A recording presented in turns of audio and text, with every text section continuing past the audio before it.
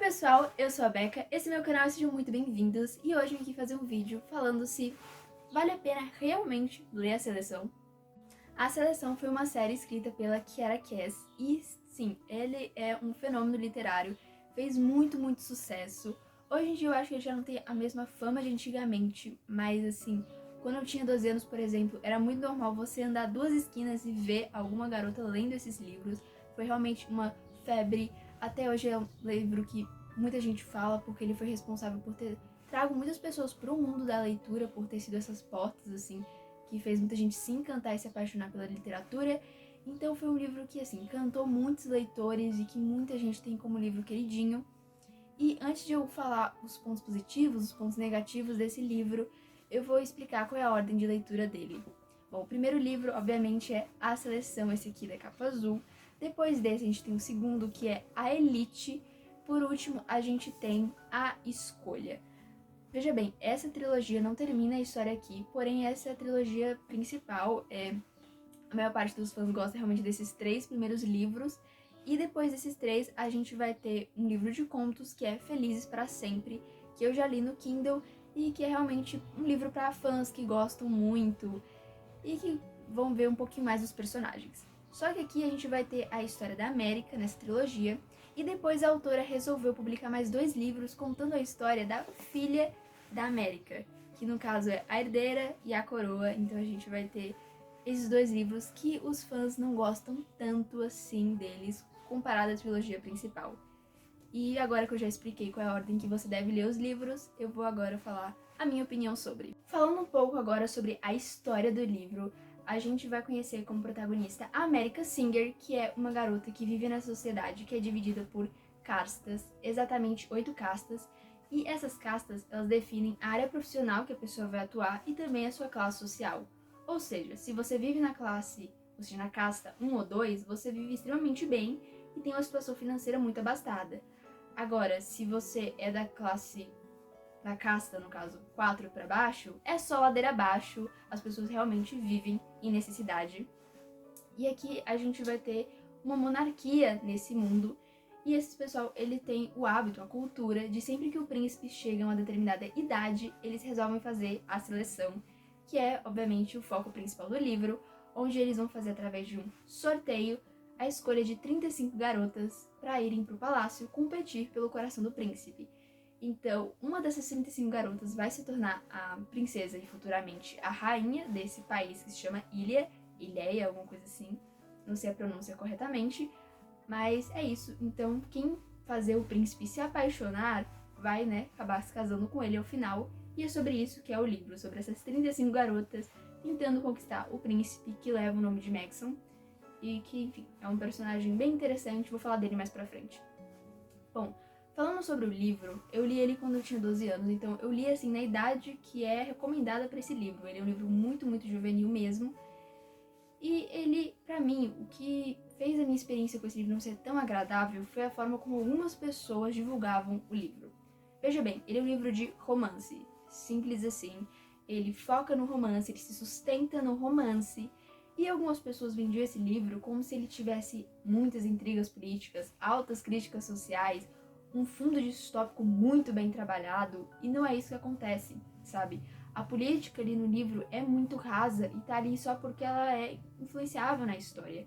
O fundo distópico é isso, realmente um fundo, ele não é mega trabalhado. Esse livro aqui, ele tem algumas críticas sociais, mas muito pequenas, muito rasas também, porque ele nunca foi a proposta do livro. E algumas pessoas, às vezes, falam desses temas como se eles fossem mega trabalhados no livro, e não acontece, sabe? Isso tá ali como um fundo, não é o foco da autora em nenhum momento.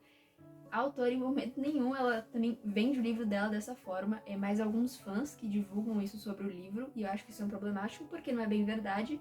E é isso, sabe? Se você quer uma série de romance com personagens que têm seus conflitos baseados no romance, vai com tudo, porque sem dúvidas esse é um ponto positivo, sabe? A história, ela tem um romance muito fofo, tem uns sentimentos que se desenvolvem de uma forma muito legal, muito bonita, você se envolve junto com os personagens, e é isso. Uma coisa que pode ser um ponto positivo, mas que pra mim depende muito do seu ponto de vista, é que no livro que ele tem um triângulo amoroso. Porque isso aqui não é um spoiler, isso é uma coisa aqui que fica bem clara no início do livro. A América, ela fica em dúvida entre o príncipe, que é o Maxon, e entre o ex-namorado dela, que é o Aspen. Então isso é uma coisa que fica muito clara desde o primeiro livro, não é, assim, um grande spoiler, não. Isso fica bem evidente na história. E então o livro, esse romance deles, que apesar de ser muito interessante, é isso, é um triângulo amoroso. Você não sabe com quem ela vai terminar ao final. O suspense da série se carrega um pouco nisso, apesar de lá pro segundo livro você já meio que imaginar com quem ela realmente vai ficar. E o triângulo amoroso, ele é importante para a história, mas eu acho que ele não é o foco do romance desse livro. Eu acho que ele consegue ainda se sustentar em outras bases, ter outros focos, outros temas, mas realmente o triângulo amoroso é algo importante no livro. Então, quem gosta de triângulo amoroso certamente vai amar o livro. Quem não gosta, realmente talvez tenha um pouco de dificuldade. Sobre triângulo amoroso, eu pessoalmente não gosto muito de julgar o plot, falar que é ruim. Pra mim é mais como o autor consegue desenvolver do que o plot em si, sabe? Se o autor ele sabe escrever aquilo dele de uma forma boa, desenvolver muito bem, tudo bem, eu leio numa boa. Falando agora de outros aspectos positivos da história, que é a escrita. A escrita é muito fluida e muito leve, e eu acho que é por isso que o livro caiu tanto no gosto dos jovens, porque é um livro de muito fácil entendimento, justamente por faltar essa complexidade nesse sistema monárquico, a história se torna muito simples e, obviamente, muito fácil de ser lida. E o simples não exatamente é algo ruim, pelo contrário, se é bem desenvolvido pela autora, essa história se torna muito prazerosa de ser lida.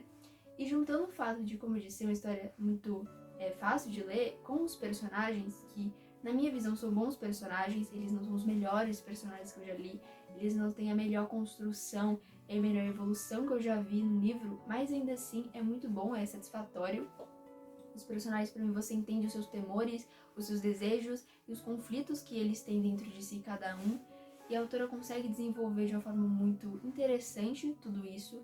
Então eu acho que, sabe, a escrita fluida, os personagens legais e o romance são o que sustentam essa história. Então, pra mim, aqui é um resumo de todos os pontos positivos de A Seleção. Se você gosta de tudo isso que eu acabei de escrever, você provavelmente vai gostar muito do livro. Se você gosta de reviravoltas intensas, de complexo mundo político, de personagens de caráter duvidoso, isso não é uma coisa que você vai encontrar muito aqui nesse livro. Mas certamente um romance fofo, personagens assim que são interessantes, que têm uma personalidade cativante e uma escrita de muita fluidez, isso você encontra no livro.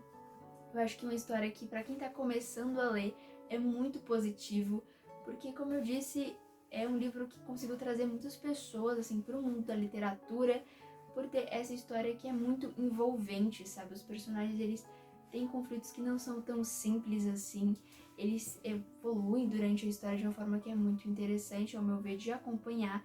E, sabe, é uma história que realmente te prende. Ela consegue prender a sua atenção. Você, sabe, se sente conectado com aqueles personagens de alguma maneira. Você se importa com eles de alguma maneira.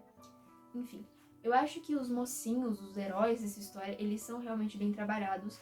Por outro lado, eu acho que o vilão, ele não é tão bom assim. Pra mim, ele podia ser bem melhor. Ele ficou um pouco caricato e um pouco genérico. Mas isso, assim, não transforma a leitura em algo chato ou menos interessante. Eu só acho que o vilão ele realmente podia ser melhor. Não foi, mas tudo bem. É uma crítica, mas também não é um vilão terrível, não é um vilão que chega a ser idiota, mas também não é um vilão que eu acho que tem todo o potencial que poderia ter. Sendo assim, eu acho que é uma leitura realmente muito rápida. Você senta e lê muito fácil. É um livro que você consegue ler em um dia facilmente e que tem uma boa história. E eu realmente indico para esse público que gosta de um romance mais água com açúcar e que também gosta de algo mais simples para você passar a tarde, ou para quem tá começando a ler, que quer agora ler, que tá se interessando por esse mundo. Eu acho que é para esse público que a seleção funciona de uma forma melhor. Bom, pessoal, esse foi o vídeo. Eu espero que vocês tenham gostado. Se gostaram, curte o vídeo e se inscreve no canal. Até o próximo e